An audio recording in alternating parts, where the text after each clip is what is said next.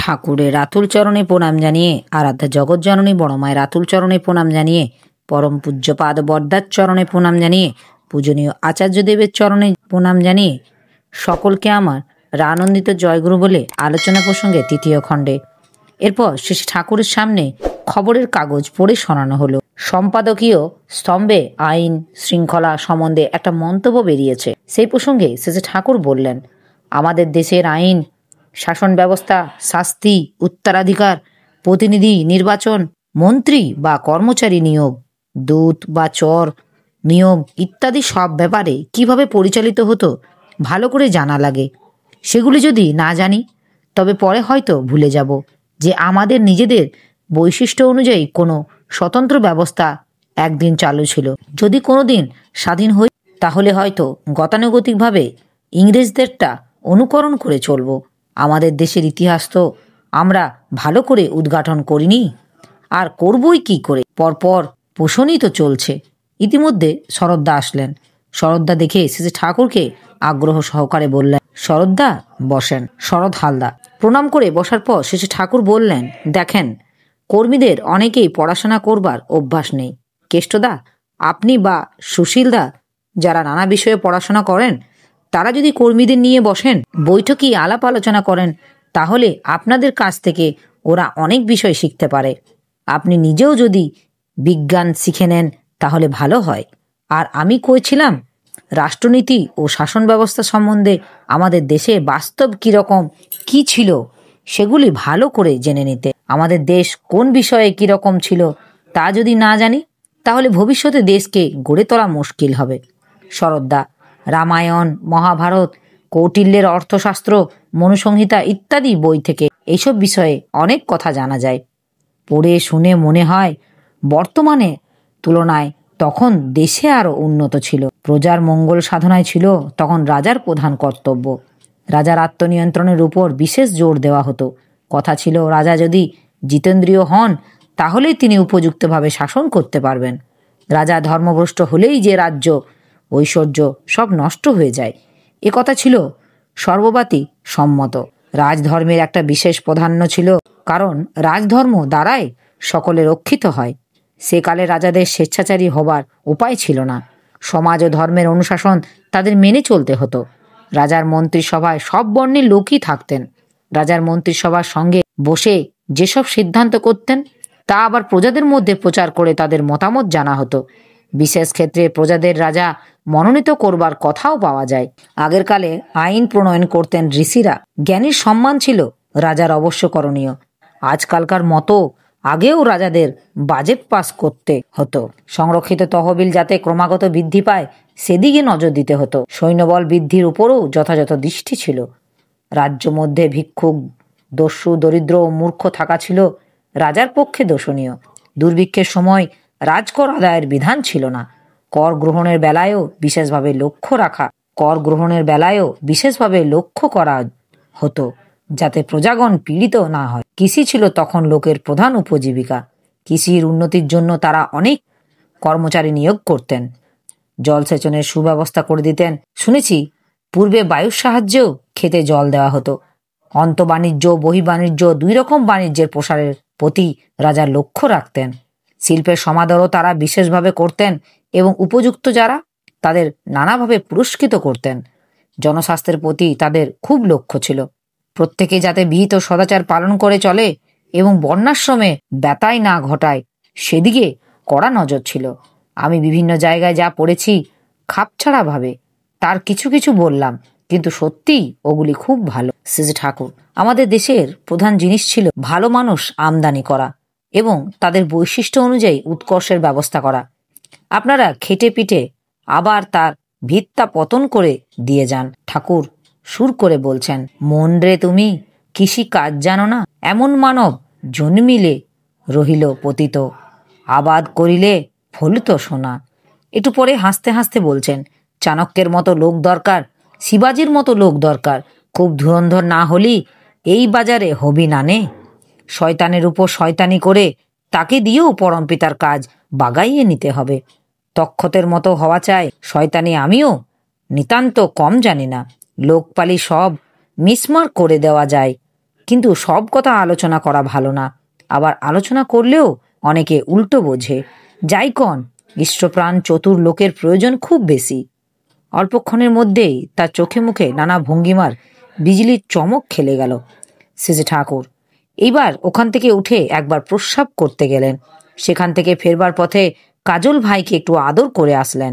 তারপর আবার এসে মাতৃমন্দিরের বারান্দায় বসলেন। হরপ্রসন্ন দাস এসে প্রণাম করলেন। শ্রী ঠাকুর হরপ্রসন্নকে এবার বলে, অসম্ভব কাণ্ড করেছি। কেষ্টদা ও মন্থদার কাছে শুনলাম। হরপ্রসন্নদা, কি যে করলাম তা তো বুঝতে পারি না। নানা জায়গায় ঘুরেছি আর লোকের কাছে আপনার কথা বলেছি। শ্রী ঠাকুর, ওই তো তদগত চিত্তে যে করে সে আর বুঝতে পারে না কি করলো। সুর করে মূকং করতে বাচালং পঙ্গু লঘয়তে গিরি যৎ কৃপা তহমং বন্দে পরমানন্দম মাধবম। একটা আকুল মূর্ছনা ধ্বনিত হয়ে উঠল চতুর্দিকে। শ্রী ঠাকুরের চোখে মুখে একটা ললিত মধুর ভাবের আবেশ। সবাই মুগ্ধ নেত্রে চেয়ে রইলেন সেদিকে। বিরাজ ভট্টাচার্য একটু পর প্রশ্ন করলেন, রাঢ়ী বারেন্দ্র ও বৈদিক ব্রাহ্মণের মধ্যে বিবাহ প্রথা চালু করা সম্বন্ধে আপনার কি মত? শ্রী ঠাকুর, আমার কোনো আপত্তি নেই, তবে প্রত্যেকটি ক্ষেত্রে খুব হিসেব করে দিতে হয়। দেখতে হয় যাতে কোনো মতে প্রতিলোম সংস্রব না ঢোকে। হিসাব করে আন্তঃপ্রাদেশিক বিবাহ যদি চালানো যায় তাতে সারা ভারতে সংহতির দিক দিয়ে অনেকখানি সুবিধা হয়, আর স্বাস্থ্যের দিক দিয়ে বোধ হয় ভালো হয়। অতুলদা, খাওয়া দাওয়া সম্বন্ধে নাকি বিধান আছে? ঘৃতপক্ষ জিনিস অন্য জাতির হাত থেকে খাওয়া যায়, তার কারণ কি? শ্রী ঠাকুর, ওর থেকে বোধ হয় সংক্রমণ কম হয়। সদাচারের প্রধান জিনিস হলো শারীরিক ও মানসিক দৃষ্টি এড়িয়ে চলা। অনেক সময় এই মানসিক দৃষ্টির দিকে চেয়ে যেখানে সেখানে না খাওয়াই ভালো। প্রত্যেকের মানসিক অবস্থা অনুযায়ী তার থেকে একটা বিকিরণ বেরোয়, সেই বিকিরণ আবার অন্যকে প্রভাবিত করে। সেই জন্য শুধু খাওয়া কেন, সবাইকে সব সময় ছোঁয়াও ভালো নয়। বিশেষত মানুষ যখন সাধন ভজন ব্রত প্রায়শ্চিত্ত ইত্যাদি নিয়ে ব্যাপৃত থাকে, ওগুলি কোনো কুসংস্কারের কথা নয়। সাদা চোখে দেখা যায়, আবার সূক্ষ্ম যন্ত্র আবিষ্কার করলেও তাতে ধরা পড়তে পারে। সদাচার নিয়ে আমাদের দেশে কিছুটা বাড়াবাড়ি হয়েছে, সে বিষয়ে কোনো সন্দেহ নয়, কিন্তু ধীরে দেখলে দেখা যাবে যে প্রত্যেকটার পেছনে তাৎপর্য আছে। তবে কোনটা কেন করব বা করব না এটা জানা না থাকলে ধীরে ধীরে অজ্ঞাত ও অবান্তর গোড়ামি ঢুকে পড়ে। কিন্তু এটা ঠিক যেন সদাচারের মধ্যে ঘৃণার কোনো স্থান নেই। আমি একবার কলকাতায় এক মেসে খিচুড়ির সঙ্গে পেঁয়াজ খেয়ে রাত্রে 105 ডিগ্রি জ্বর উঠে গেল। পরে আমার মনে হলো, যারা পেঁয়াজ খায় সবারই অমন্তর উত্তাপ ও উত্তেজনার সৃষ্টি হয়, কিন্তু খেতে খেতে অভ্যস্ত হয়ে যাওয়ায় দরুন ওই অস্বাভাবিক রকমটা তাদের স্বাভাবিক লাগে, তাই তারা পরে আর ঠাউর করতে পারে না। তার মানে স্নায়ুর বোধ কতখানি অনিয়ন্ত্রিত হয়ে যায় তাই বুঝে দেখো। এরপর কেষ্ট ভট্টাচার্য, চুনি রায়চৌধুরী, বীরেন মিত্র, কিরণ মুখোপাধ্যায়, পণ্ডিত ভট্টাচার্য, মনোরঞ্জন বন্দ্যোপাধ্যায় প্রমুখ আসলেন। শ্রী ঠাকুর সবাইকে একসঙ্গে আসতে দেখে খুশি হয়ে বললেন, আপনার সঙ্গে যে একদঙ্গল লাগেই থাকে, এ আমার খুব ভালো লাগে। বৃদ্ধপ সেবনের মধ্যে দিয়ে যে মানুষ কত জিনিস পায় তার ঠিক নেই। একসঙ্গে ওঠা বসা, আলাপ আলোচনা করা, কাজকাম করা, এর ভিতর দিয়ে অনেক পাওয়া যায়। চুনিদার দিকে চেয়ে দেখ, অলস আড্ডা কিন্তু ভালো হয় না। অনুসন্ধিসা সেবা বুদ্ধি নিয়ে সঙ্গ করতে হয়। কেষ্টদার সঙ্গে হয়তো তুমি খেয়ে উঠলে, কেষ্টদার আঁচাবার সময় হয়তো জিভটা দিয়ে দাঁতের গোড়াটা বুলাচ্ছে, তাই দেখে যদি বুঝতে না পারো যে কেষ্টদার একটা দাঁত খোঁচার খড়কে দরকার, এবং তখনই যদি সেটা এনে না দেও, তাহলে কিন্তু অনেক খাঁকতি থেকে যাবে। অনেক সময় আমাদের নজরে পড়ে না। নজরে না পড়া মানে বেহুশ হয়ে আছি, জড়তা আমার উপর অধিপত্য করেছে।